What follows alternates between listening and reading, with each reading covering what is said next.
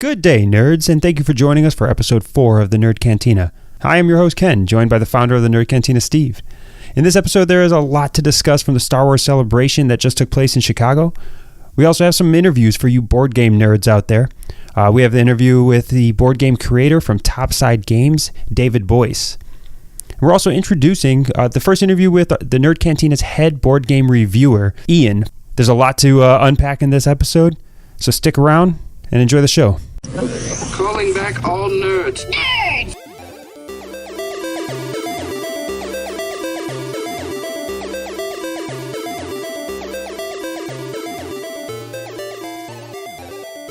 All right, we're here with episode 4 of the Nerd Cantina show.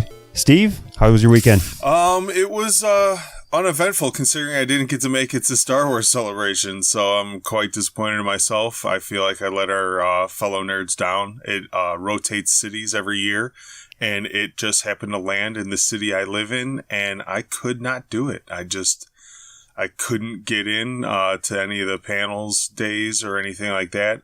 I had a friend that was going to be able to get me in today, but today's our podcast recording day, and I really didn't think that I'd be able to get anything that would benefit the site much or benefit the podcast much. All the announcements are over. I'd basically be going for myself. You know, I doubt all our listeners and readers would appreciate just a bunch of pictures of me standing next to an X-Wing, a TIE fighter, a couple droids. Like, hey guys, I at least went. You know, I didn't think I'd be able to get any content that was comparable to the C2E2 experience we had. So I just opted for making sure we get our podcast out on time, and we'll talk about those subjects later. Yeah, I mean, you did on episode 1, I think, talk about how your connections were going to get you through. You went hard in the paint with over-promising and then under-delivering on this one. I mean, to my credit, I can go today. I could say fuck all you people and go and enjoy that experience for myself today. Look at the Wookiee parade, talk to the 501st, but then our podcast would post late.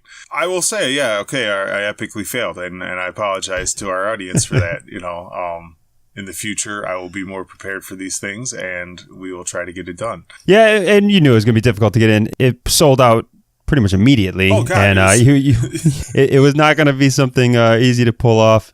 I couldn't even watch the YouTube streams as I was working all weekend and didn't get away or didn't get an opportunity even to sit at a computer to watch. But I've dove through plenty of articles and YouTube videos and everything else trying to get caught up on a lot of what's happening. And that's a big focus of what our show is today. But before we get into the happy talk of what Star Wars is doing and Disney's doing, let's go ahead and just talk about your latest review in the dumpster fire that was Hellboy. Yeah, man, as we had stated, was it last week or the week before? I was looking forward to what they were going to try to do, you know, take it in a different take. They got some big actors, you know, Ian McShane, I'm a really big fan of. David Harbour. Yeah, I left the theater, though, feeling really like pity for everybody involved in that movie. You know, it's kind of like that thing where, you know, I don't know if anybody's wives do those like wine and art projects and stuff like that, you know. So it's like your wife goes and she has this really good time painting this painting and she brings it home and it's just garbage. And you just have to look at her and be like, oh, yeah, hon, did you have fun at least? Yeah. Did the wine taste good? Was it good wine? And you just avoid talking about the actual fucking piece of shit painting she brought home that shows she has no artistic talent whatsoever. That's how I felt leaving the theater. I felt like I just had to like kind of cringe smile and be like, oh, you guys made a thing. Nice. No. One, never avoid criticizing your wife. Always take the opportunity to tell her that her painting is trashed, which means you should also trash the movie that deserves it. But, I mean, you said that there was some entertainment value. You know, the full review's up on the nerdcantina.com. But, yeah, you said there's some entertainment value in the sense of just watching a train wreck. If you like Sharknado, you will like this movie. You know, That's so terrible, though. I know. It's so terrible, though. It's such a low bar to set. But there are those people out there that just love watching bad movies. And it was like I said, they put the effort in there. The actors put the effort in there. The production put the effort in there. You can find a few articles online now where everybody's pointing the finger at each other as to why. Yeah, I saw that too. Why it didn't work out, and it kind of explains a lot. They put the effort in there. So if you like seeing like bad movies, it didn't work. It wasn't like the CGI was bad. It wasn't, it's hard to say because like I don't view DC movies like that. DC, when they have a dumpster fire of a movie, it's really a letdown and I walk out of the theater upset. But I think that's more toward because like we are more attached to those characters. We expect bigger things from Marvel's major competitor. It has a little bit more to, higher standard to live up to whereas Hellboy, there is a good Hellboy following, and I feel bad for those big Hellboy fans. I think there was a lot in that movie for them. They, as Guillermo didn't really give a lot of Easter eggs and homages to the original comics. I think this one did a lot more of that. So if you're a big Hellboy fan, you might like it better. But the jokes fell flat. The gore was grindhouse style like gore. It just, for me, I felt really bad for the actors involved, especially Ian McShane. There's a scene at the end where I just was like, man, how you gonna do my boy like this, man? Like it was really bad. I'm glad you took the time to see it. Hopefully the audience is glad you took the time to see it, so that way everybody could just save their money. Yeah, I took this bullet, so you don't have to. Wait for a night that you can have a few beers at home and just laugh at a train wreck. And that's the perfect setting actually for it. Is get a bunch of buddies, have a few beers, take a dab, whatever you're into, and sit and roast it. It'll be fun roasting it because it has many roastable moments. Yeah, I was actually hoping that it was going to be something they could build off of and actually do. So was I. But there's like 17 Sharknadoes now, so maybe David Harbour just he needs the paycheck and he just keeps playing out this role. I can't see him wanting to do that. I can't see him never. He had to work out for like 6 months to get ready for this film. Like I can't see him doing that again for this because they did leave it off with like get ready for number 2, guys. We're gonna do this. Oh yeah. Oh, and it's just like there's gonna be no number 2. let's not kid ourselves here. Without giving anything away for anybody that actually is like, oh, now I want to see this dumpster fire. Like, there are people that walk around train wrecks and just stare at it. So anybody that wants to see it, I don't want to give too much away. But just the general feel of it is if you're looking for a good comic book movie with this being wedged between Endgame and Shazam, either wait another week or go see the one that came out a week ago. Like, just this one is not for you. Moving forward to now the better part of the news, and before we get far into Star Wars stuff, we can talk real fast about Disney Plus. Part of what they've released this week, they gave up their details on their streaming service, which are very interesting. It's very interesting. A quick uptick on their stock, downtick on Netflix as everybody's trying to figure out, hey, they might be changing the industry again, as Netflix changed the industry a while ago, and now Disney Plus is jumping in even harder. So. The pricing model coming out that they're undercutting Netflix price significantly if you're going with the annual cost. If you're going with the annual cost, that's actually a significant savings from what Netflix's lowest tier is. And then even on their monthly, they're significantly cheaper than Netflix. Oh yeah, they straight up Joe Pesci baseball bat to Netflix's knees, man. Like, yeah. Not to mention that they didn't. We knew that they were going to open up the vault and they're going to pull out all their old Disney cartoons, and it was going to be really family oriented. But they've already kind of put out a good slate of original TV shows that some were speculated, some we kind of knew was going to happen. It's looking like it's going to be a significant service that will get my money. Yeah. Oh, yeah. Like, I mean, I have to sign up for it just for the content and be able to review the new content that's going to be on it. But even if I wasn't, say we didn't have this podcast and I didn't have the site, $7 for what they're going to put forward. That's a sore dick, man. You can't beat that. Like, it's too good. Yeah, it's sorry, that analogy just had to give me pause there. All right, and I'm back. So yeah, I mean, for $7, one, it's $7 cheapest babysitter I'm going to have for my kids for the month. Just turn that on and let them be quiet for a little while. Oh, yeah. And really, some of these shows I'm excited to see. I don't know which one I'm most excited. You got one of these, the ones that, you've got the Falcon Winter Soldier, you've got the Mandalorian, you've got the Hawkeye talk. Is there one of them that you think is a... Well, I'm a big Winter Soldier fan. I personally think it's a toss-up for me, even still at this point, whether Infinity War or Winter Soldier is the best Marvel movie. I think Winter Soldier was just phenomenally done and is just a great movie. So if they bring that kind of feel and production to a TV series, fucking take my money, man. Like, I'm all for it. I am a big Young Avengers fan. I have the entire original run in first print signed. That's one of my prized possessions in my comic shelf is the original 12-issue Young Avengers run. And there's a female Hawkeye is the young Hawkeye character in that comic, and it looks like they're going to lead up to a Young Avengers maybe show soon.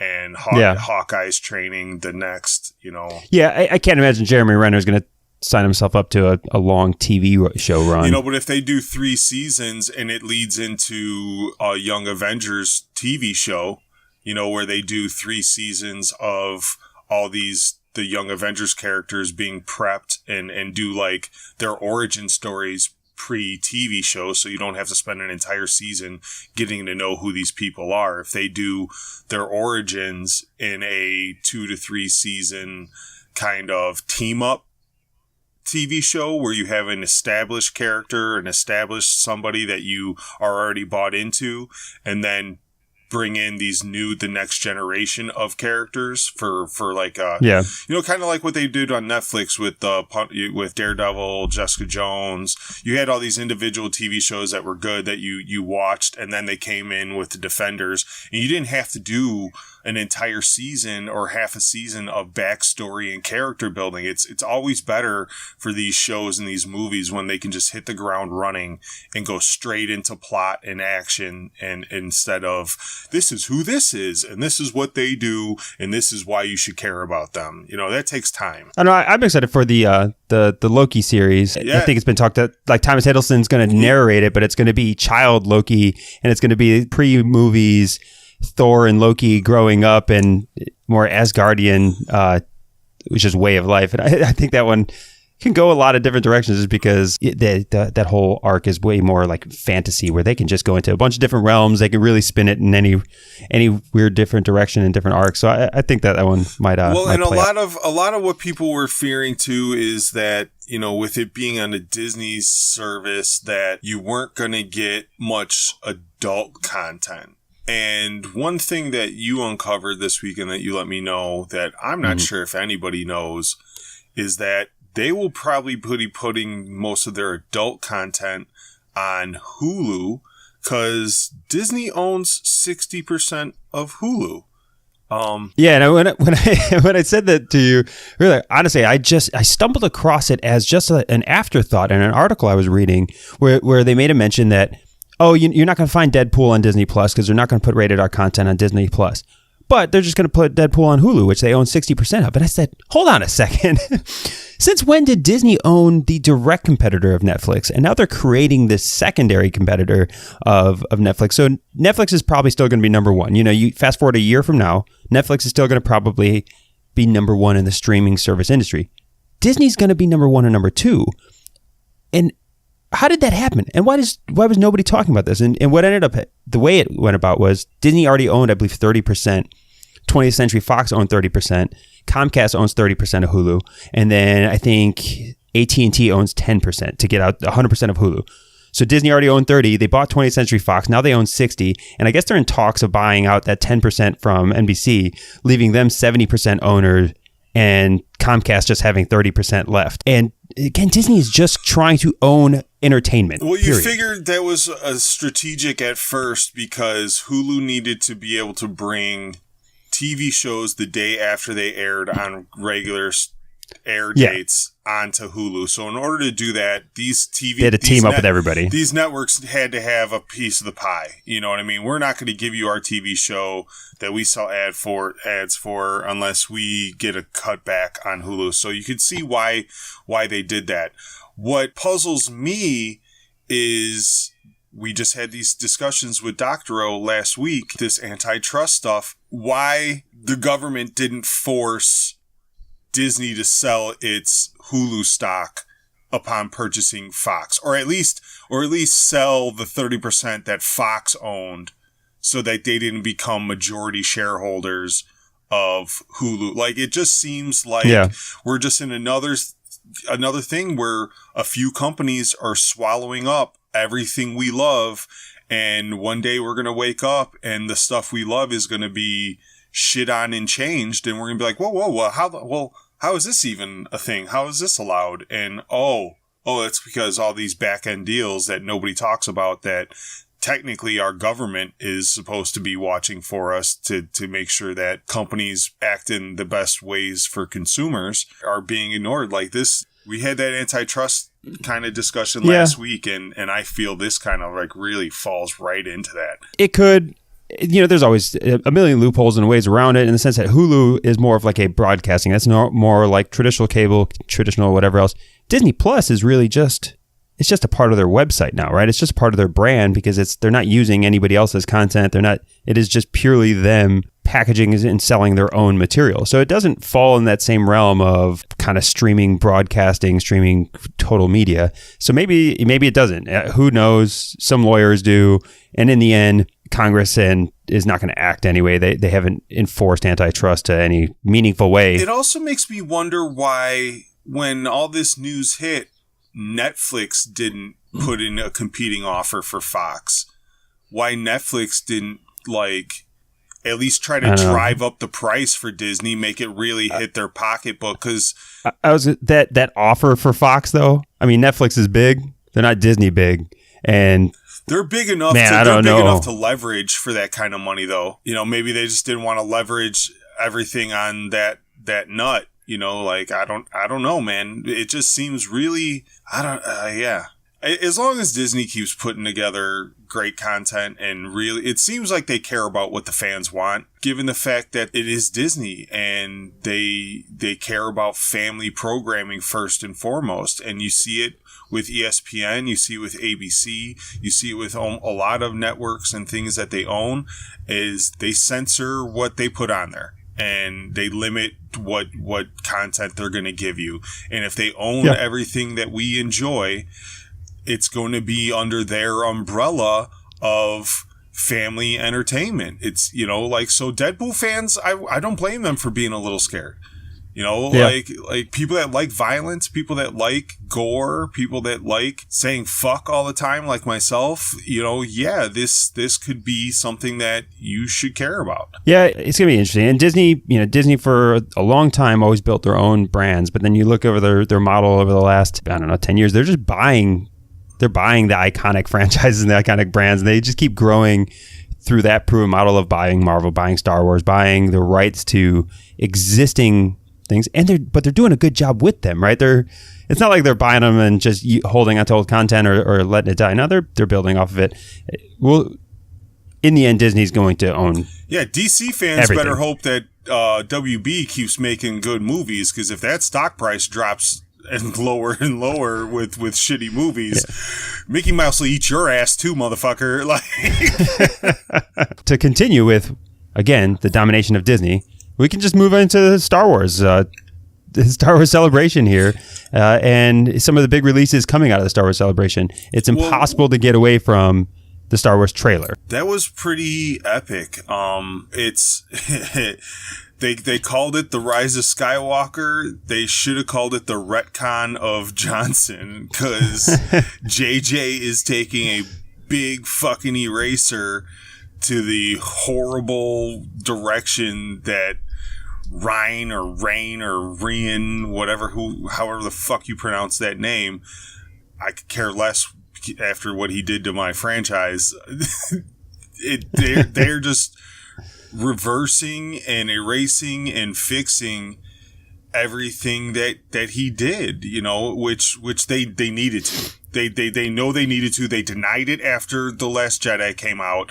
They were like, oh no, we love this movie. We love what he did. We're going to give him another trilogy because we loved what he did so much. And then in the meetings, they close the door and they're like, JJ, fucking save us. JJ, what the fuck did this guy do? We fucked up. JJ, save us now. Yeah, I mean, I don't think it's it's not a retcon. They're not really revising. They're not going to go back and do anything, but you can see that you don't know. Yeah, we don't know, but I don't think they're gonna get away with kind of rewriting much of or ignoring stuff that happens in episode 2. I just think fucking title. Yeah, I mean, there's more Skywalkers, right? Luke's not the only one.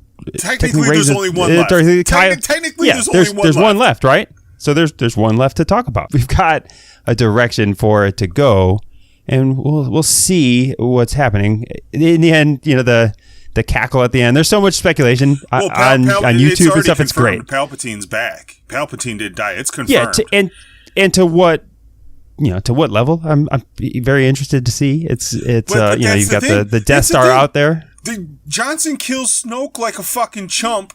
JJ's kind of forced to bring back Palpatine to make everybody happy again. Like, if you don't think this is a retcon, you are giving dude way more fucking credit than he deserves. Maybe. Yes. Snoke getting killed like he was an insignificant character, right? That was to me the most frustrating part of the second of the trilogy here, is that in 1, they make Snoke like, oh, this is the dude. This is the man that we're going to spend a trilogy just trying to fuck up here. And in the end, it was just such an anticlimactic way of a dude who was supposed to be just ultimately powerful, and he just like dies like Johnson it's nothing. Tried to like Shyamalan everyone and put this big twist and surprise on it. Yeah. Instead, it was just like a dick punch to every fucking Star Wars fan ever. And it does leave a void of Kylo can't carry the weight of the supreme villain of the Star Wars franchise. And that's where it left a void in a main antagonist for people to get behind and really want to see. I don't think you're drawing a whole lot of interest if it's just, oh yeah, we're gonna go see the episode 9 because we want to see the battle between Kylo and Rey. It's like, nah, I've seen that. Yeah. And they're both amateurs in Force. Like they're both they're not. It's like a toddler fight. It's not the story. It's like you go to the big MMA cage and they throw a bunch of children in there and like, this is what we're watching. Yeah, no thanks. Neither one of them are supposed to be the ultimate users of the Force on either side, and that's not the story that everybody wants to see in episode 9. Which is why you've got to bring Palpatine. Yeah, ending the trailer with the cackle, Palpatine's cackle was a big that. I think the trailer was designed to give Star Wars fans, pun intended, a new hope. I really think, after watching that, it kind of put the majority of fans at ease to say, we're not going to do that again. We read the Reddit forums. We seen the posts. Stop tagging us, please. And we're gonna give you a movie that you will enjoy. And I think that was the overall goal of the trailer. I think they achieved that. Whether you are skeptical or not, that's up to you. But I do think they at least did a good job of saying, we're going to try to end this right. Because it is the end. They're ending the 9-part saga. There's going to be more Star Wars movies, but I think once this one's done, it's going to be distant futures or distant pasts that we go from here, or little tie-ins like Solo and Rogue One or something. Yeah, I was gonna say, or stories that are laced within it, like Rogue One, but just have different things we haven't been told yet. It's hard to watch that trailer and not be interested, because it does. There's, in a 2-minute time frame, there's a lot of new quick little snips that they show you that's kind of like, but at the same time, that's nothing. The Death Star. Yeah, but at the same time, nothing. Yeah, at the same time, nothing to actually know the direction of the movie. But there's a ton in there to know that, hey, they're going some interesting directions and some new places we haven't seen. I'm just a huge J.J. Abrams fan. Fucking Bad Robot's the shit. I'm a big J.J. Abrams fan. anything, I mean, I'm not saying the guy's infallible or perfect, but for the most part, I don't think you can make the argument that JJ doesn't care about the works he does. The fact that he is redone the next Star Trek franchise and the next Star Wars franchise shows that, you know, he takes these properties and he really cares about the origins of where they came from, the audience that they've built. To me, the Last Jedi was kind of like the Super Bowl halftime of Star Wars movies. You know, the Super Bowl halftime isn't for the fucking football fans. You know, It's their attempt to bring in outside audience, like, oh, we already know the football fans are going to watch it. I'm trying to do something for everybody else. And that's what a lot of The Last Jedi feels like to me, too, is that they already knew they had my fucking money. I have Anakin Skywalker tattooed on my fucking hand. I'm going to go see the movie. You know, so they know they got my $15. Let's try to do some other stuff to get some other people in here and get more money. And I don't think JJ has that attitude. He writes the movies and makes the movies for the guys with Anakin Skywalker tattooed on their fucking hand. You know, and actually takes care of that. You could tell by the way he did an homage. You know, Force Awakens was an homage to New Hope, but also set up building blocks that fucking Johnson kicked like an angry fucking toddler in The Last Jedi, but he set up building blocks to expand the universe and tell a really good story in the next trilogy. So I'm hoping he can grab the steering wheel and yank it back onto the road and really cap this off. You know, thank God they gave Johnson the second one and not the third one, and we just ended in a big pile of shit. That he actually he has the opportunity to fix these things. Yeah, and I mean he has to. If you end this whole episode 9, you end this whole Star Wars, you know, the main sets of trilogies on a low note. Oh, the smell it's of never going to go well. The smell of burnt Wookiee hair from everybody lighting their Chewbacca costumes on fire in protest, like the NFL fans, will permeate through the entire country. You know, it'll be bad. It'll be really bad. Yeah. But we also had the release of the trailer for the next Star Wars game. Before we move to the game, I do want to state that Lando Calrissian looks fucking phenomenal. Like, I watched Billy D up on that panel, and then they showed Lando in the Millennium Falcon and everything. Like, I am super pumped for a Lando Calrissian. Like, give me all the Lando I can fucking handle.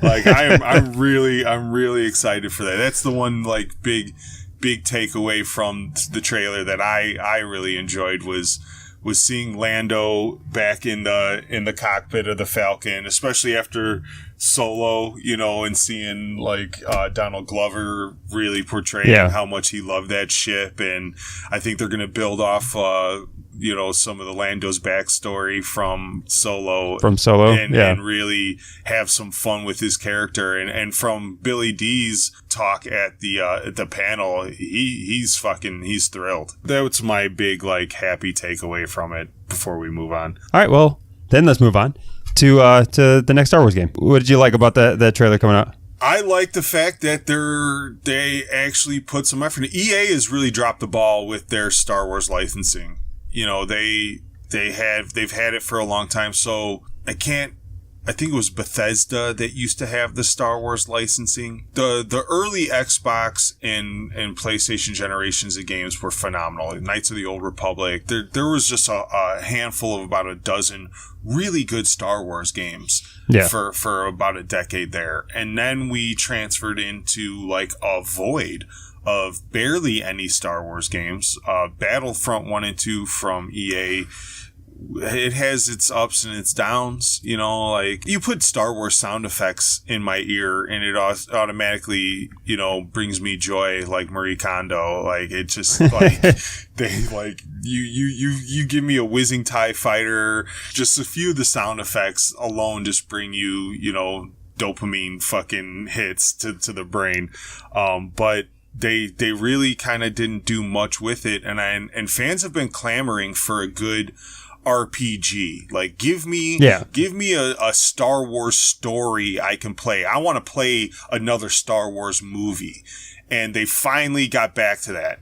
And that's what I'm excited to see, is that it's I like the release. We've talked about recent games, right? And production companies coming out with these garbage products that they are constantly updating, that you've got to keep paying to be relevant and keep playing. But the Star Wars game it's straight up. It's just a AAA single player mode story game. They've already announced there's no microtransactions. There's nothing to buy after the fact. They're not going to come and get anything else from you. It's directed by the same individual who did God of War 3. God of War 3, I think, is really the last major franchise in this single-player game that is still doing fantastic stories. They're still kind of on that linear story path, but it's just a great story. It's just something you want to get through. And they released the trailer. The trailer looks good for it. The premise that they set, where it's the story is interesting. Yeah, it's after Order 66. It's a Padawan was out there, and that's the story arc I think every Star Wars fan is dying for them to expand on, is that after Revenge of the Sith, pre-New Hope, the Empire hunting down the last remaining Jedi and Padawans that are out there. There's a lot of stories that kind of somewhat touch on that. But I think everybody is dying for that Vader movie. They did a few comics towards that kind of subject. So this is in that alley, and I think hopefully this gets received well. They do a good job on it, and they keep expanding on that in between trilogies kind of story arc. I think it's a great story that lends itself super well to a video game, because who doesn't want to just play out an epic long chase scene, right? And that's what the whole game is going to be set to, is just being the Padawan, just running away and running for his life and trying to probably reorganize or set up some level of resistance. But in the end, he is trying to escape Order 66 and trying to escape the Empire. And it's really a cool concept. It would be probably a good movie. It'd be a good TV show. It'd be good. It will be a great video game premise to play that out. Yeah, and I recently wrote an article about subscription passes. You can find that on the nerdcantina.com, and this is going to be under EA's All Access, so I'm going to get 10% off on it. I'm going to get it 10 days early.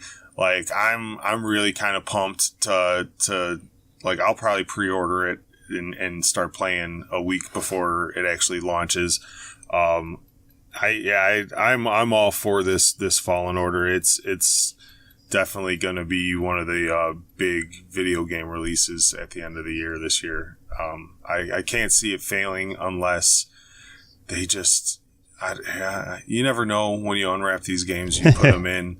But giving the hype on it, the fact that they've kept it under wraps until now, pretty good.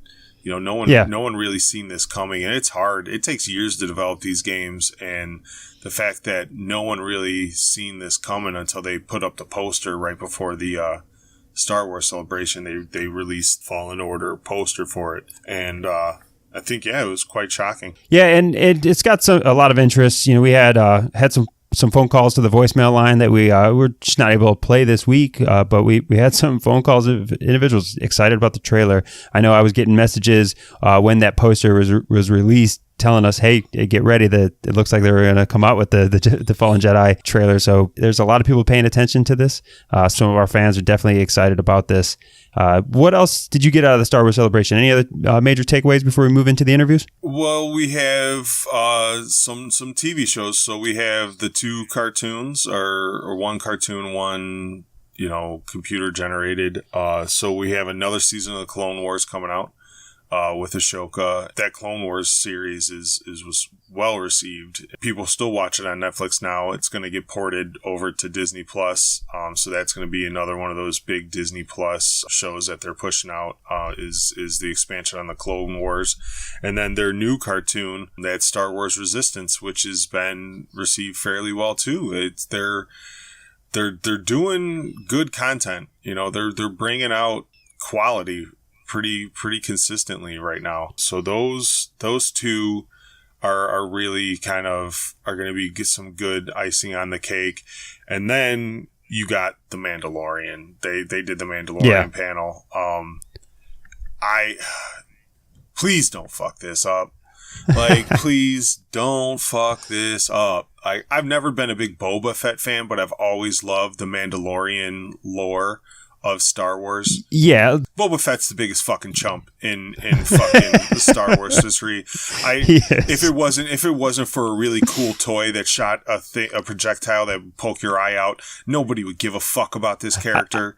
Honestly, there was such a long gap between when I originally watched the Star Wars series to when I watched it as an adult, and when I later watched it as an adult, and I had spent my adolescence just thinking Boba Fett was the man, and I watched it as an adult, and I was like, oh damn, like, that's seriously how. That's not how my memory remembered this badass character of just being a punk who just gets thrown in a pit. Is that the thing? I don't think he was ever meant to be a badass. They made a toy. The toy sold like fucking crazy because he's got a pretty dope costume. He flies. Yeah. He's got a jetpack. He shot a missile out of his back. You know, like everything about the toy was cool. And then they were like, fuck. We didn't expect that. Let's write a bunch of fucking bullshit that wasn't in the movie to make this character big. So he lives in the Sarlacc pit. He kills the Sarlacc. He climbs out battered, and then he becomes this legendary fucking bounty hunter. And but like, to me, if you have to write a book to justify a character's existence in the movie, you fucked up. Like you don't get to. You don't get to just to retcon these things in. Like it's not. He died by a blind Han Solo. You do. A blind Han Solo. Took his ass out. Again, it's. But you absolutely get to retcon it and bring the fans what they want. If they want a green dude with a jetpack, hey, capitalize on that. Especially in that first Star Wars franchise, it's not like. They had any anticipation of what was going to land and what wasn't because it was such a groundbreaking series. And if there's a fan base gravitating towards it, you figure out how to tap into that. I don't know if it's because I have children, but when my child cries because they want an ice cream cone, I don't just give them a fucking ice cream cone. I say, stop your fucking crying or you won't get an ice cream cone tomorrow. So to me, this was the Star Wars fans crying. Shut up. We like this toy. Why wasn't he really good in the movie? Oh, he wasn't. But here's a book that makes him alive again and a really good badass. And it helps drive the interest for the franchise as they capitalize on what worked and what didn't, which allows it to get bought by Disney later, which allows it to become all these movies and things that we are now enjoying and spending a lot of time talking about today. If Boba Fett's your favorite character. You're a fucking plebe. You're a plebe. There's so many people that have depth and range in their story and everything. And if you chose after the original trilogy came out, if you chose that to be the horse you rode out on, like get over it, man. Dude's a punk. But I mean, man, the Mandalorian looks like it's gonna be phenomenal. They got the Game of Thrones actor to play the main Mandalorian. A lot, familiar faces, but not too big, so I think they have a way to expand and bring other people in. The main chick, the new character, she was one of the supporting villains in the first Deadpool movie. What's his name? Carl Withers? Is that Apollo Creed? You got motherfucking Apollo Creed and like, and I watched his panel too. He was all excited and all about it. Like that's what I like to see. To see. I think Marvel's done a great job with that, and I think Star Wars is doing a great job with that. They're bringing in actors that are quality actors that aren't gonna demand huge contracts eventually and kind of hold the franchise hostage. And they want to be a part of the Star Wars kind of like realm. Like they go to the cons, they have fun interacting with fans, they embrace it, you know what I mean? And I think that's key when you have franchises like this, is you need to cast it not just based on acting in a look and whether they fit this character, but you have to sit them down and be like, look, man, the minute you do this, you are now, for the rest of your life, you will never have to work again. You could do 10 cons a year and support yourself for the rest of your life. So if you're going to take on this role, you have to at least acknowledge the fact that you're going to get stopped everywhere you go. You're this dude from now on. You are going to get called, people see Mark Hamill. I would be willing to bet that they only call him Mark 50% of the time. Yeah. No, he's definitely somebody who, he got stuck in there. It's the anomaly that like Harrison Ford's able to break away from being Han his whole career. That's only because he did Indiana Jones, and it's a coin flip I know, of who you want to call him. He never Indy. He never does Indiana Jones. Motherfucker, you Han Solo. Like he could not go to the grocery store without some dude yelling from the frozen food section, "Solo! Hey! You shot first." So there's no way, if he doesn't do Indiana Jones, he doesn't get clear and present danger because you Han, and then you just live with it, bro. Like buy a shaggy brown dog and walk the streets signing pieces of paper for the rest of your life. Another good thing about Mandalorian 2 is I'm a big So how I spoke highly of J.J. Abrams, I will say the same thing about Jon Favreau.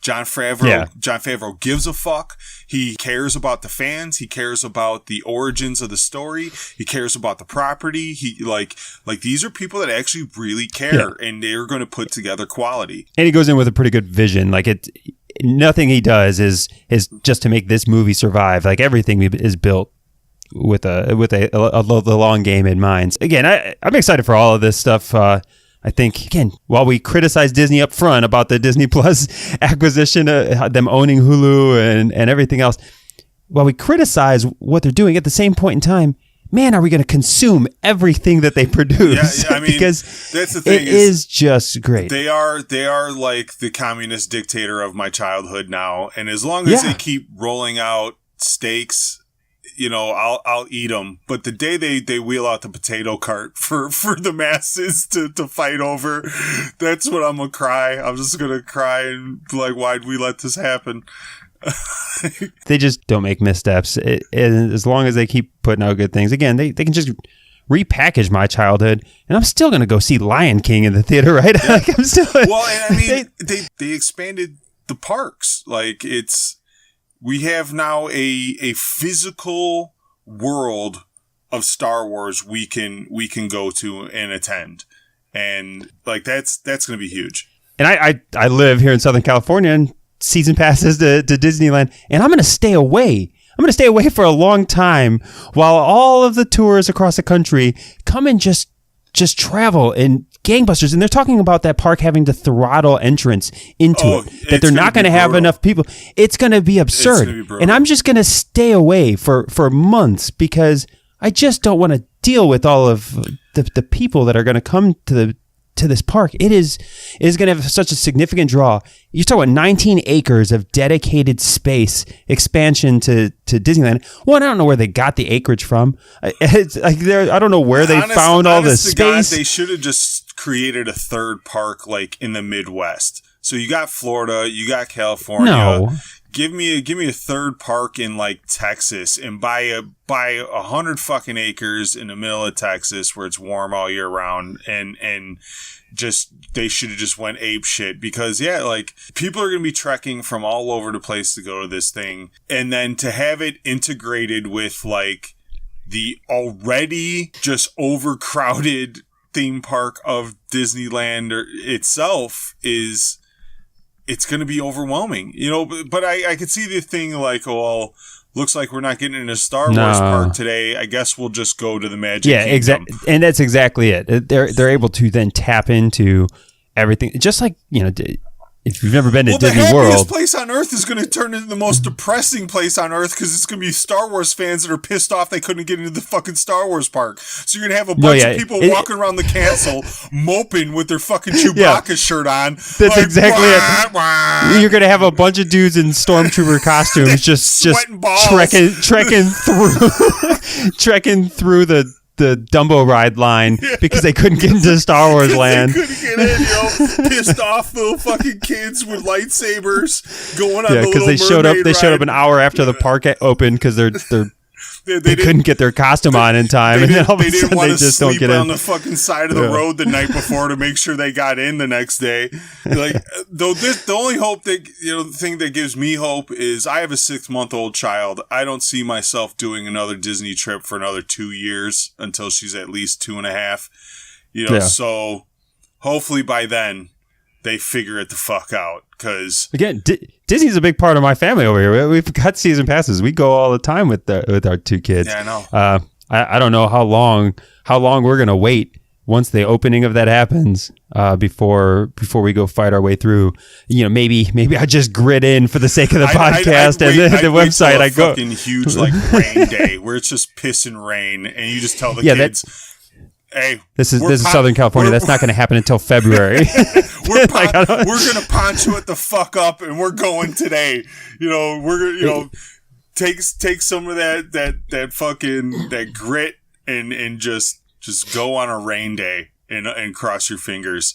It's going to be brutal. Because the thing that amazes me is, so they have this package that I looked up a year ago that you pay, and the minute you walk in your hotel room, you got a like welcome banner. They put you on this like Star Wars fucking scavenger hunt, to where at the end of the scavenger hunt, you get like the same medal they gave out in A New Hope. So like you get the medal that fucking Chewie didn't even get. Like I'm all about that fucking life, man. And to know that I can't do it because I'm not a baller ass dude that could just throw down 15, 20 grand and fight off all the other, opening day people. Like, no, I'm going to have to wait. And hopefully they still offer that package in 2 years, 3 years from now when the hype is kind of died down, but I have friends that are gonna go that opening year, and like I'll be there in the first year. It might not be the first 30 or 60 days, but I'll be there. Well, buy me something nice, motherfucker, because I can't do it. I got a churro for you. It'll be in the mail. No, I got my Infinity Gauntlet cup. That was a must have. Saved me a trip to Disney for a year for that motherfucker. Yeah, that was Natalie at Disney without me, and I was like, you have to buy the cup. You have to buy the Infinity Gauntlet cup. And I She's can like, totally are you serious? Are you serious? Really? I have to carry this thing. I have to carry this thing around. I hope the reaction I had when you guys brought it was what made her feel justified in standing in that line. No, I was glad we didn't mail it and we waited until we came home. So we could see your childlike exuberance at this plastic cup. Bro, I'm bringing it to the bar. Like, are you fucking kidding me? Like, my next nightclub out night, I'm walking into the fucking Spy Bar with an Infinity Gauntlet. Pour my Jack and Coke in this bitch right here, right now. Like, and so the people who listen to the podcast understand what we're talking about. There's going to have to be a picture on the show notes at thenerdcantina.com/show4 of Steve drinking a Jack and Coke out of the cup. Well, let's be real here. Our audience, I think, is pretty sure they know about this Infinity Gauntlet cup. I'm sure many of them have looked up online how to buy them and things like that. If you don't know that Disney sells an Infinity Gauntlet cup that you can drink out of, get on your motherfucking shit, because the thing is bomb. All right, well, we've definitely gone long on talking about this week's news and the Disney news, but it was a big news week, which is why we were light on the interviews this week. Light on the interviews this week. What we want to bring to the interviews today is just we got some board game talk. So up first, we've got an interview with Topside Games at C2E2. Yeah, so Friday morning, con is about to open. I'm there standing in line waiting to get in at 10 o'clock. And, Friday afternoon, people are still working. So it's really only the people that came from out of town that are in C2E2 that day. If you're staying at a hotel, you got the day off, So Friday was a really light day. And when I walked in, there's a big opening and I seen a table with like 5, probably more than that, probably 8 to 10 board games on the table, all different games, and a bunch of people just standing there with the name tags on, and everybody's scattering, and I'm like, all right, well, how am I going to go about doing it. I've never given an interview before. I've never done anything like this before. And I just seen them when I made eye contact with them. And I was just like, all right, so, hey, what are you guys about? And he's like, well, I'm the board game creator. Yeah. And like instantly in my head, I just thought of Ian, you know, our board game reviewer who lives out in New Zealand.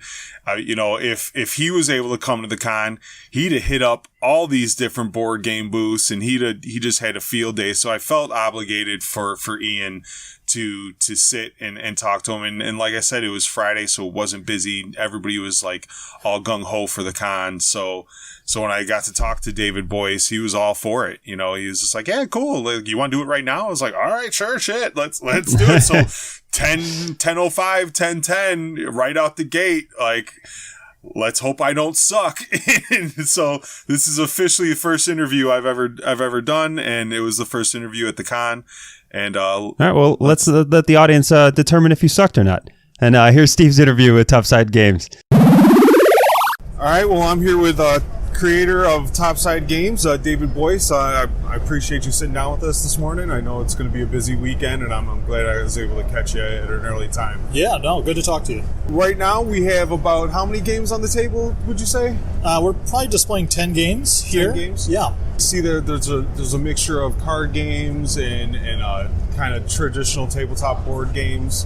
You like to just kind of put everything out there? You just let the ideas come in and just put it out as you see fit? Or Yeah, I mean, I've owned a toy store for the past 20 years. Okay. A huge toy store in Denver, Colorado. And so I've seen a lot of games come through, good, bad, or ugly.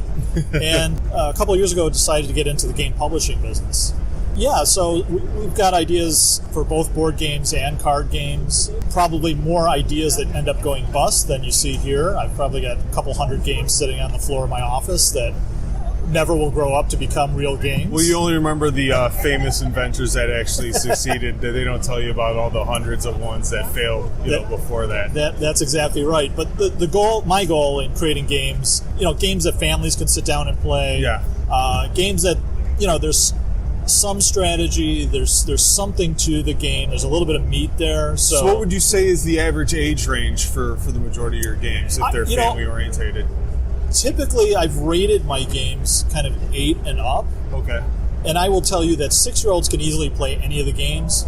I just wouldn't give it to 2 6-year-olds to play. Let them figure there's out a little more going on than that, but certainly they can participate and play right along with adults. Out of the lot that we have here, what would you say is your most popular game right now? We have a game called Rule Breaker. It's a card game, fairly straightforward and simple. I think it just has wide appeal for people who like Uno, although it's kind of completely different than Uno.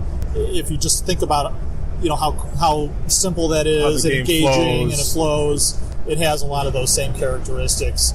At shows like this, where we're selling directly to the public, and particularly at C2E2, we have a game called Cookie Scouts versus Aliens, and that is overwhelmingly the most popular game. We sold a ton of it at Gen Con last year, C2E2 last year. Anytime when we're direct to public, that's the game. I think the theme resonates with people.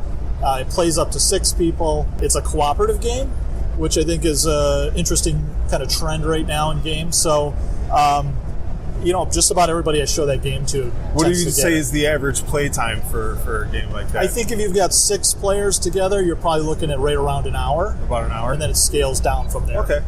Yeah, no, tabletop is having a kind of a resurgence nowadays. You find that people are...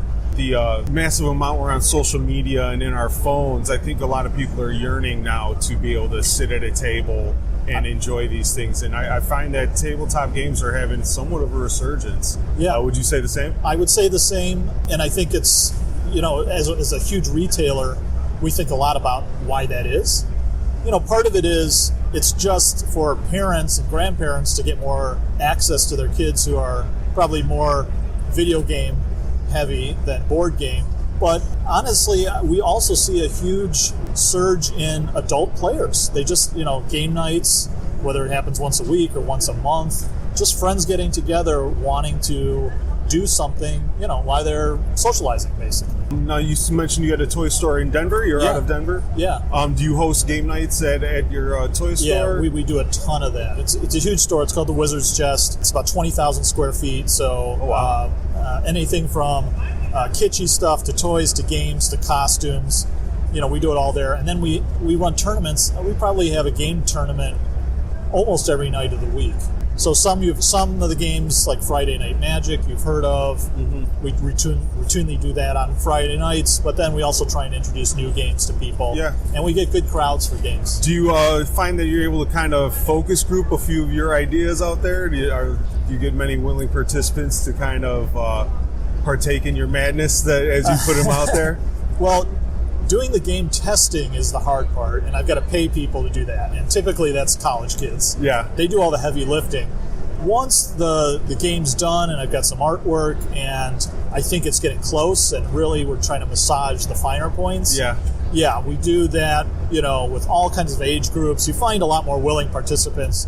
At the toy store, we haven't formally done that, but I take a lot of advice from all my employees. And, they're extremely opinionated as to what they like and what makes a good game and what games that, although we sell a lot of, they think are horrible games.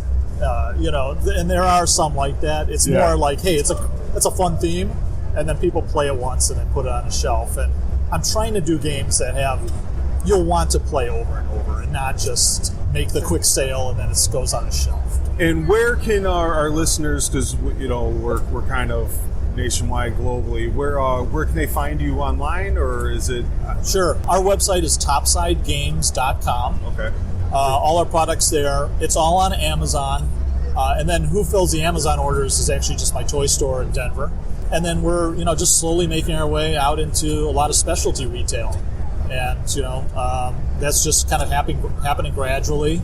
And so sooner or later we'll show up at your local toy store. So if you had anybody that wanted to leave you some comments or anything, do you guys have a Twitter or an Instagram that they can follow? We don't. We're social media newbies, for lack of a better term. We've really been just selling our games for about a year. Okay. Had a phenomenal year last year, and I think this year we've got some fun new games coming out. I'm very hopeful, but I have to say social media has probably lagged behind the rest of our activities. Understandable. No, everything looks really colorful and it kind of really pops out at the eye to you when I walk by the table. That's why I want to talk to you. And I appreciate you giving me a couple minutes of your day. Thanks for stopping by. I appreciate it. Thank you very much. Okay. All right, and we're back. I'm a huge board game guy. Now, I'm not like Ian, who we're going to introduce in our next interview here with the first time Ian's been a part of the show, but I play board games almost every day, but I'm more family-oriented board games, which is Topside. I've been looking through their catalog of games, and I've got some queued up to buy.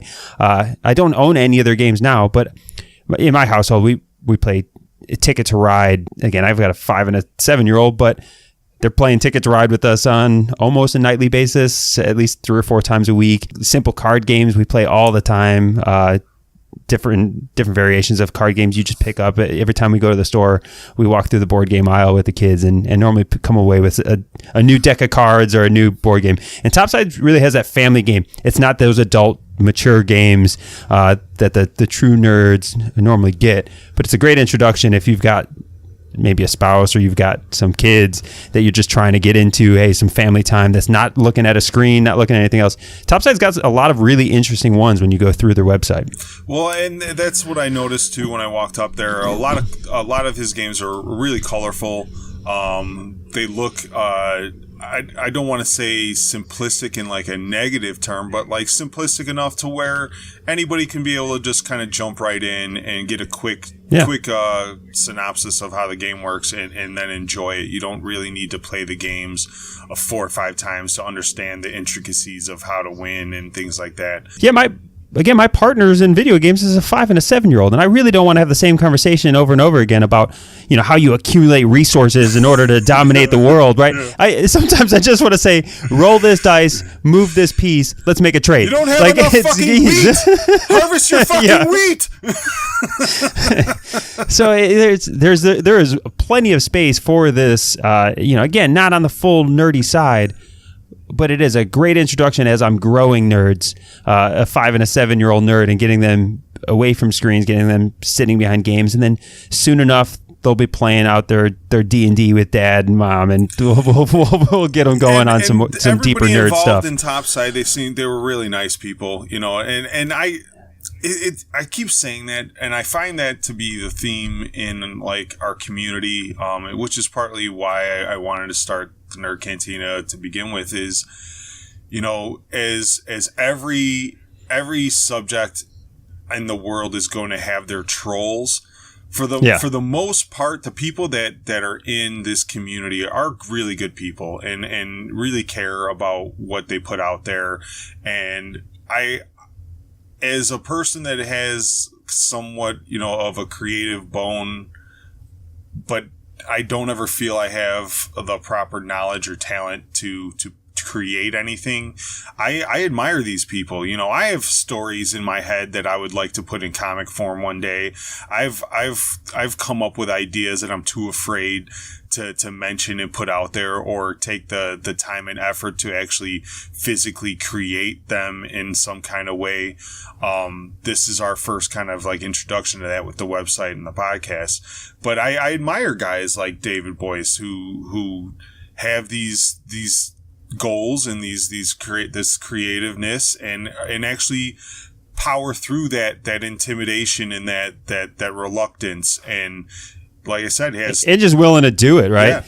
And see what happens. He talks about he's got way more failed games than he's got successful ones being sold, and that's just a part of the process. Just keep creating, and then just see what lands. So I admire people like that aren't afraid to put out their comic. A lot of independent comic writers, a lot of independent board game makers, and things like that. Like I really admire what they're doing, and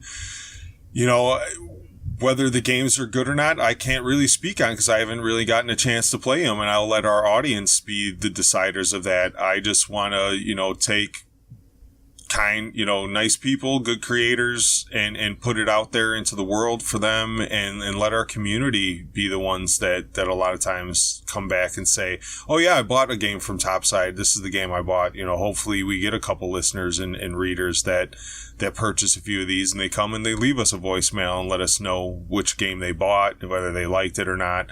Ian can only play so many games. I can only, only see so many movies.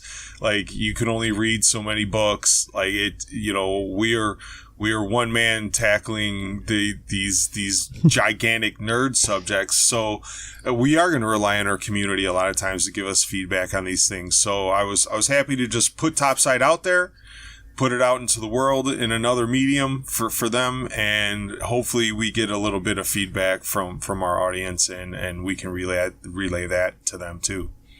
Yeah, absolutely. And then transitioning now to Ian. So our introduction to who Ian is, as he's our board game reviewer. Again, he's the Kiwi, as Steve calls him, as he's living in New Zealand, but a major enthusiast in the board game world.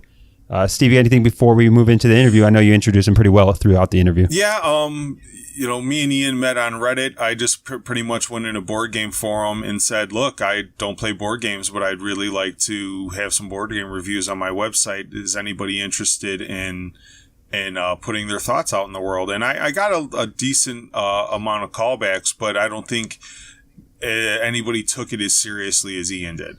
And I really, I respect him for it, and I really appreciate that effort. He really, he bought into the Cantina and what we're trying to do, and he wanted to be a part of it. And I thank him greatly for that. Without further ado, here's his first review that he wrote, was on Terraforming Mars, and we did a quick interview with him so he can vocalize those. Welcome to Tabletop Talk. Today we're with our board game reviewer, Ian Mortensen. We'll be going over his review of Terraforming Mars. How's it going, Ian? Yeah, it's going well. How are you, Steve? Not bad, not bad. So, why did you choose Terraforming Mars as your first review? Well, Terraforming Mars is probably one of my favorite games right now. I mean, it has been for a long time, and I'm new to the whole review scene. So I wanted to make sure that the first game I decided to actually take a look at was one that I deeply cared about in one way or another. So how experienced are you in playing it? Like, how often do you say you've played the game? How long has it been out? Well, I think Terraforming Mars came out in 2016. Okay. And I picked up a copy of it about a year ago. So I played it probably in the year about 10 times altogether, which is actually quite a bit because the game usually lasts for about 2 to 3 hours each time. So that's almost a full day of playing. Okay. So when you play Terraforming Mars, how many players would you say are needed to actually enjoy the game? I know most games say, 2 to 6 players, but what's the optimal amount of players that you'd like to have in a room with you?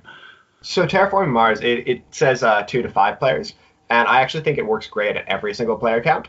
The experience is completely different, though. So when you play Terraforming Mars with 2 players, because in the game you're working to increase the terraforming level, you're trying to increase the oxygen, the heat, and put water on Mars, trying to make it more like Earth. And regardless of what amount of players you're with, you're doing the exact same amount of stuff. So if you're doing 2 players, the 2 people have to do more together, so the game lasts longer, which is very odd. Usually a game with less people is shorter. But yeah, it's good on every player amount. It just is completely different. Does it get less strategic with 2 players because you don't have as many people competing in resources and things like that? Is it, does it become a little easier with less players? I wouldn't. I mean, if you want to talk about easier, it's easier to win because you have a 50% chance of winning instead of a 25. But that's basic math, yeah. Yeah. But the good thing about when you play with fewer players, it lasts longer. And Terraforming Mars is what we call an engine builder, where throughout the game you're playing cards that make you better at doing things later. So if you have a longer game, your engine starts to whir and starts to work and starts to do better and bigger things. So it's almost got a more satisfying feeling to see the work that you've put in become something bigger by the end. I just played Terraforming Mars last night, actually, with my 2 roommates. I introduced it to them. And with 4 players, sometimes the game just ends very quickly because everyone's done everything. And you're like, oh, whoa, it's over. So the planet, as the more players you have, the planet actually builds a lot faster. So you get to the water forming part a little faster. You get to the oxygen a little faster. Exactly. So, back to the length of time. If you have 4 players, does it cut it down to like an hour and a half game? So if you're playing 5 players, you probably could finish the game within hour and a half, 2 hours pretty easily, depending, of course, on the familiarity of the players. So if players are new, they're going to spend a lot of time looking at their cards and be like, what does this mean? And they're going to spend a lot of time just trying to make a decision. But if you have 5 people that know the game, you'll definitely be done in an hour and a half. Okay, and you said if you had 2 players, if it was just 2 roommates playing a game, it would take you about 2 to 3 hours, you think? Yeah. I'd lean toward 2 to 3 hours for each 2-player game. And as far as how hard it is to grasp the concept, you need prior resource building knowledge, from other games. Do you, if once you open it up and you look at that directions book, is it an encyclopedia or is it a comic book? What are we looking at? Yeah, so if you open up the game and you're completely new to it and you look at the book, you're going to be a little intimidated. You're going to be a little lost. If you have a friend who already knows how to play and he can sit you down or she can sit you down and just walk you through the rules, the actual rules explanation will probably take 10 to 15 minutes. So it's not completely simple, but all of the concepts are relatively straightforward. And generally, if you're new to the game, you'll pick it up after the first few rounds and you'll start being like, oh, okay, I see what I'm doing. And then at the end of the first game, it'll all sort of click where you're like, oh, okay, I didn't realize this was as important as it is, because now I'm starting to see all the point scoring and all the vast impacts of everything I chose to do in the first round. Okay. What would you say if you had prior experience in another type of game would help you in Terraforming Mars? So if you're familiar with X game, it makes you better at Terraforming Mars. What would you say? Yeah, so I'd say being familiar with any sort of engine builder would give you experience, sort of just knowing that if I put down the groundwork to make sure that I'm getting a lot of resources by the end, I'll be doing better, even though it seems like I'm doing worse at the beginning. And just having the idea of knowing like that I only have a certain amount of actions that I can take in any given turn, and then other people are going to do it. There's a lot of transferable skills, really. But in the end, I think Terraforming Mars is actually a pretty good game to introduce people to the idea of a heavier board game. Okay. It's not actually a heavy board game. I would class it as medium. Other board games that are much heavier, I just played Gaia Project for the first time on Monday, and it was much, much more difficult to understand, and I didn't feel like I really got it until just about the end. So as far as the game value, I know it's up there towards the $70 range. You could find it on sale on Amazon every once in a while. I know on our affiliate link, it was on sale at the time for like $54. Do you see a high value in the game being worth that $70, maximum price tag? Do you get your enjoyment out of it? Yeah, so I definitely get my enjoyment out of it, and it's one of the games that I'm happy that I purchased. So I live in New Zealand, and the game, when I bought it, was actually 120 New Zealand dollars. Wow. So it seems a lot different, but you're paying for shipping and importing and everything. But that being said, even though it's a very entertaining game, and I definitely enjoy the time that I've done it, the actual quality versus the price is very questionable. You have publishers like Stonemaier Games who make like very quality things. I just played the new game Wingspan over the weekend, and it's also an engine builder, but it has much, much higher quality parts. All the cards are nice linen finish and everything, so you have a good texture. But Terraforming Mars, the art's inconsistent, the board cracks almost immediately because it just doesn't lay down flat, and then you have these player mats, little things in front of you to just show what resources you have, and they're paper. They could tear super easily, and it's very easy to nudge the table and just all the cubes that you're keeping track of just move to a different number. So would you say most of the values in the concept of the game itself is you're paying for creation and innovation? Yeah, so I'd say with the game, the number one thing you want to be paying for is the ability to create a good game experience. And Terraforming Mars does that in spades. It loses out on the nice feel, which is always nice to have a game where you're like, oh, all these components are so great. But the gameplay is something that I just wouldn't pass up. With the frailty of some of the pieces, how long will the game last you? If you're bringing it off the shelf once every 2 weeks, I mean, do you see yourself having to eventually buy another one, or are they durable enough to where, as long as you're not dropping your beer on it and throwing food all over the table, you'll be all right? Yeah, so if you're not concerned with keeping the game in pristine condition, there's nothing really stopping you from enjoying it. I played it at my local board game bar the other night with a guy who played it. I think he played it three times a week, usually for the past 4 or 5 months. Wow. And his some of the cubes had lost all their paint. His box was falling apart at the seams. He had duct taped it around, but it was well loved, but it was still playable. Okay. There was nothing stopping me from playing it, and as long as I wanted to enjoy a game, that's what I had. So if I had to ask you what your favorite part or aspect of the game is, what would that be? Is it the strategy? Is it the building aspect of it? Like, what is it actually that draws you towards Terraforming Mars? Well, honestly, I think a huge part of it is just the actual theme of the game. The idea that you are going to Mars and you're using all these crazy sci-fi concepts like building a giant space mirror. Well, who doesn't want to be Elon Musk, right? So I love just going and playing my cards, and I always make sure that everyone reads out the cards and says like, okay, so I've decided to bring the air. There's now enough oxygen in the air that I can have birds. And so now I played the card where I have birds on Mars, and I'm just created birds. Yeah, exactly. Okay. And if there was anything that you could say that would turn somebody away from Terraforming Mars, if there was one aspect that would maybe make someone have a bad review of it, possibly, what would be the one thing that took away from the game? Let's see. For negatives, I'd say there are plenty of people out there that the moment that they see a game that has a slightly bigger set of rules or something that would take a little more attention or even time, that turns a lot of people off. So the idea that Terraforming Mars, you do need to set aside most of the night to play it. You need to be like, okay, tonight we're playing Terraforming Mars. That will definitely detract from a lot of people. A lot of people say, I don't want to play Terraforming Mars because I can't get it to the table. I'd rather play another game of Dominion or something shorter where I can play a couple rounds if people are up for it, or I can just play one if people end up getting tired.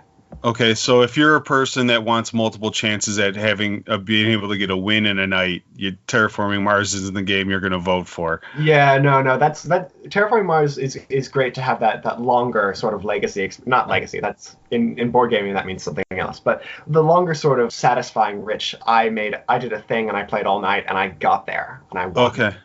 Okay. No, that sounds good. Well, I thank you for your time. I know it's rough being in the future in New Zealand. I always enjoy talking to time travelers, considering you're a day ahead of where I am. Yeah. I'll just go hop in my TARDIS right over there. Well, until next time, when we review the next game, I hope everything goes good, and we'll be talking to you soon. All right. Thanks, Steve.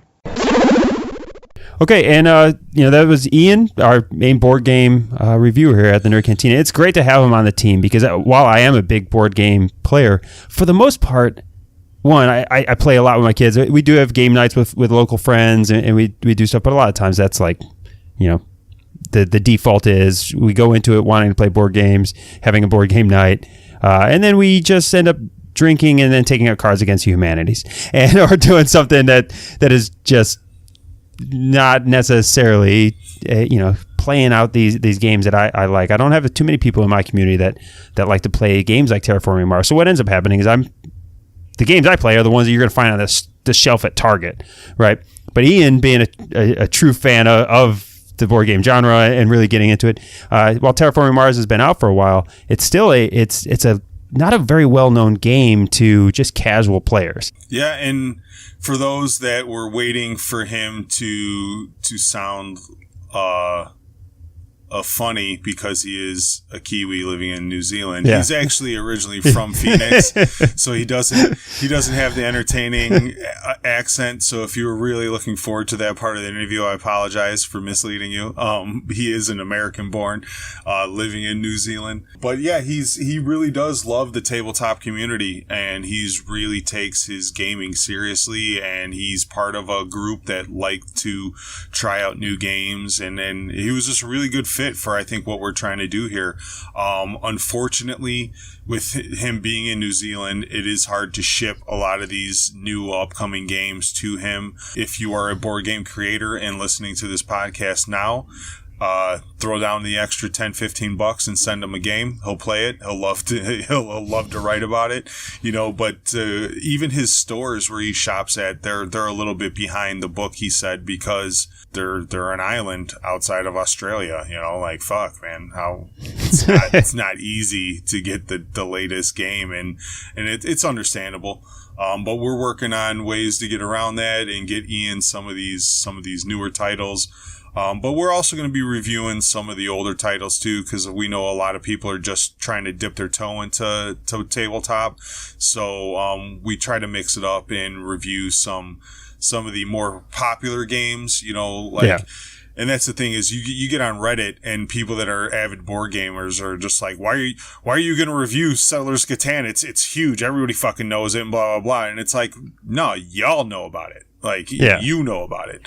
There's a lot of people that have never played it, maybe never even fucking heard of it. And if they're wanting to get into intricate board games, it'd be good to have a review on there for them, So we're trying to cater to both aspects of the audience, the avid gamers like Ian that want to know how the latest hotness is, and then also put out some that are more geared towards the people that are just looking to start dipping their toe in and have never played a builder game or, a card game that's like Magic or something like that. Yeah, it's something I'm interested in personally, and Ian does a far better job than what I can do, because he even speaks the language of it. There's a lot that he talks about in the review, I didn't know that there were certain classes of board games that you got to stay true to the way you talk about genres of board games. And it makes me interested to really dive into more of his reviews as he talks about, again, games that I've never heard of, and trying to, again, go find those games and find hopefully some friends. Yeah, get better friends. That's really what I need in life. Friends. Is at least have like I 6 just or need some 7 friends that'll try a new video game, and we'll all coordinate on what the next game we're gonna buy and play together and stuff like that. Like, I had burn kids the solely fucking for the Uno deck. Throw the dice out of the Monopoly game. Uno Flip. If you haven't played Uno Flip yet, and you've got a 5 and 7-year-old, I'm telling you, they're going to love it. That's a nightly game that we play. But again, I'm growing young nerds now, so that way I could just be a shut-in and not have to find friends and just force them to play board games with me at all times. Yeah, you are a pathetic human. Well, I think that wraps up our weekly news and topics this week. It was definitely fun. I mean, it was Star Wars heavy, but I mean, when Star Wars Celebration hits, especially in my hometown, and they drop just the Easter basket full of greatness that they kind of did this weekend, it's hard not to address all those topics. Yeah, it was definitely the biggest news of the week, and we're sad that you couldn't come through and be there. Yeah. If you want to ridicule him, feel free to give a call at the voicemail line that you'll find at thenerdcantina.com/show4. You find that in the show notes. Feel free to ridicule him for failing to come through. And again, we hope that you're enjoying these episodes. We thank everybody who is listening to us now. Hey, please suggest to your nerd friends, hopefully you're better than me and you actually have friends, and suggest that they give us a listen, and suggest that they engage with us on Facebook, Twitter. Hit up the website and comment on a review and let us know what you think. In the end, we're really enjoying being a part of this community. We're enjoying what feedback we're getting so far, and we hope to get more of it in the future. Yeah, I mean, I still have friends that are, our own brother came over yesterday. Jake and Victoria came over yesterday, and Jake was sitting on the couch, and he was like, "So, have you and Ken ever talked about that podcast idea you guys had last time I was talking to you guys?" I said, "We're on episode 4, asshole," and he was like, "Oh, like how? I didn't know, like like that's our fucking blood, So we are under a lot of stress of trying to get this out there and trying to promote it. So if you are a fan of the show and you like what we're doing, please take 2 minutes out of your day to make sure you're following us on all our social medias and hit that share button. Hit that share and share all to friends. Like, spam them. Do me a favor. Like, send out that spam. And again, you'll find everything we talk about today on our show notes at thenerdcantina.com/show4. You'll find links to Topside Games if you're interested in picking up one of their games over there. And then, again, subscribe while you're there. Subscribe in your iTunes player, subscribe in whatever podcast player you listen to, and continue to enjoy the conversations, guys. Give us a review and rating, too. That always helps. All right, well, with all that said, thanks again, and goodbye, nerds. See you later, nerds.